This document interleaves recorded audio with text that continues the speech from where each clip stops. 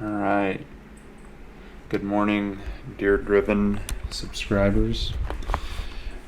It is about 5:05 here on Saturday. What is it, October 3rd? And me and Harry are about to head out to the woods. We're going to go to Uncle John's. But first, I'm going to show you the most important thing about getting your hunt started off properly. I've got a pour over device, a V60, coffee beans that have been roasted fairly recently.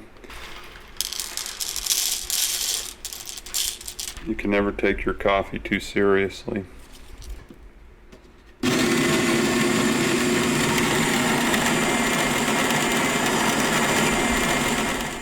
Now, ready to go.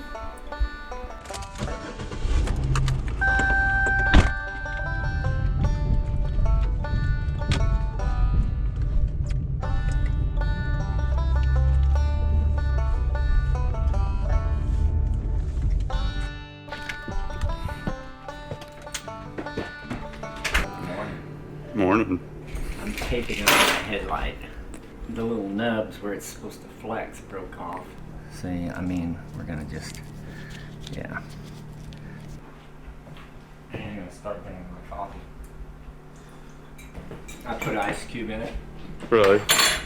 So I could drink it. Really? What brand of coffee is that? Well, like the third time in my life I've ever used a Keurig cup. That's how Harry drinks his coffee. Gotta get her done.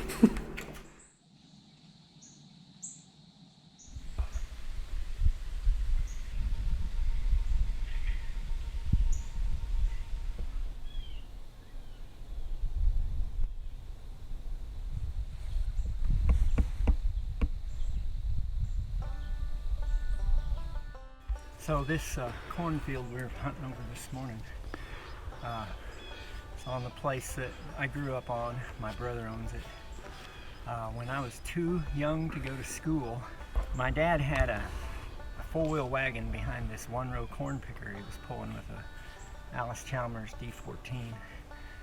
And he was going through here picking corn one row at a time. And I was riding in the wagon.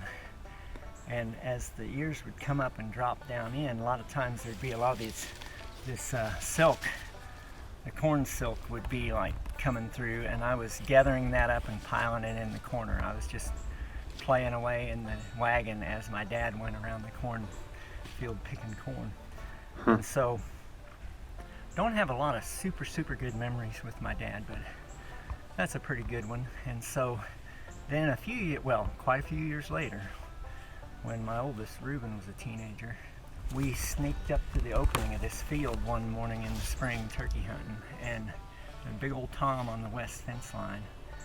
And we set up right in the crossing coming into the field, and I called him over there, and Reuben harvested him like pretty close, 20 yards or something. It was so windy that morning, he was all fanned out over by the west fence line out of the wind, but as he came across the field fanned out, the wind caught his fan and started to tip him forward, and he was trying to strut and he's tipping forward. Anyhow, awesome memories. Well, then this year, Sherman, when he got his big Tom, his second Tom this spring, he also tagged that in this field, the one they called for several hours. And I think when Sherman was just a little guy and he just went hunting with me, but he wasn't old enough to hunt, we were sitting up here on the right-of-way, real close to the stand we were in this morning.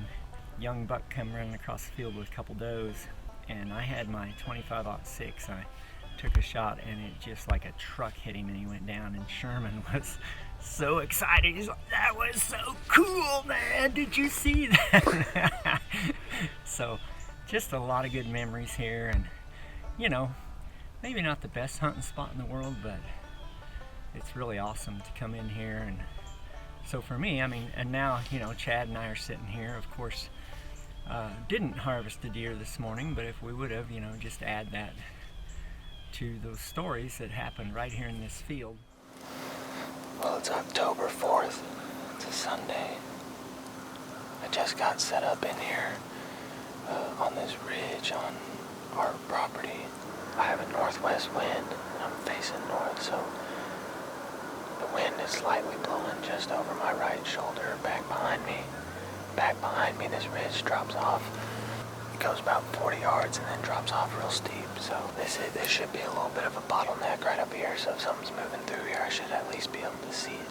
But I have been getting quite a few pictures of does coming through here. We had some corn and mineral stuff out on top of this ridge, like last month, a while ago, and they've been hammering that, and the minerals I think have soaked up into the dirt. So now they're coming by and they're picking out the rest of the minerals there. We'll see what happens. And this deer just walked right up on me.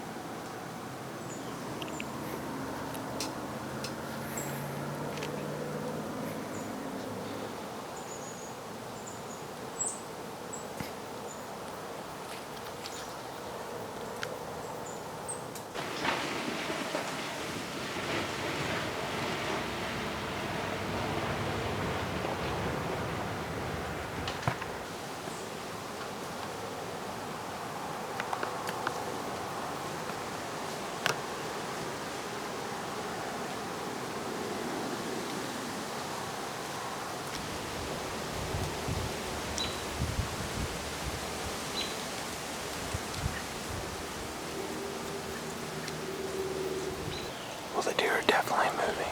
I had a doe sneak back up behind me from the right, and while I was trying to get it situated on her, I thought I was hearing more coming from behind her.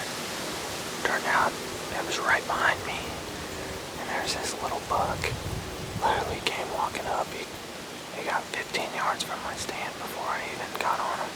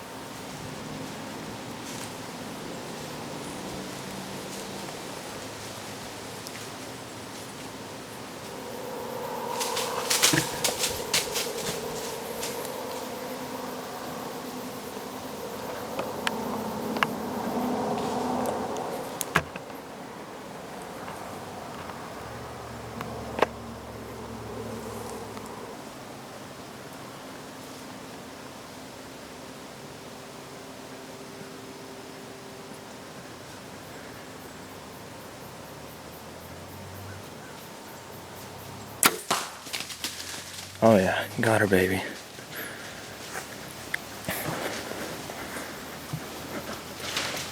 Oh yeah, she's down right there. She's stumbling. Let's go. Awesome. Oh man, that is so cool. I just roasted her. I can see her laying dead over here. I'm gonna see if I can find her on the camera. She probably ran 40 yards maybe. Took off running and then just started stumbling downhill over here.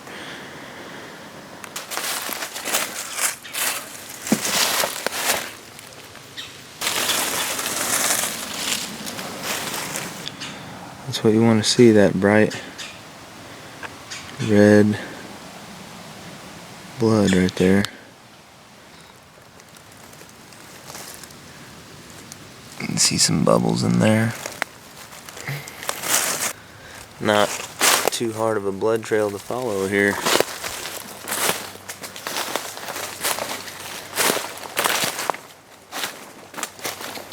She's not the biggest one, but she is definitely meaty.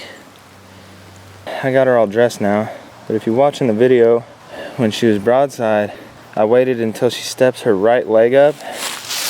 She had it closed off. I waited till she stepped it up to open all that up, and she was a little bit quartering away. And so this is the entry. And flip her over. And her exit came out the lower part of her front shoulder here. As I was field dressing her, it went through the lungs and took off the top part of the heart. So she did not go very far at all. That's it for this weekend. I don't know if I'm gonna end up going next weekend or not, but I'm trying to record Austin shooting one. He's only shot like a doe with his bow before. He's only shot like one deer, I think. So anyway, yeah, 2020 season officially on the board.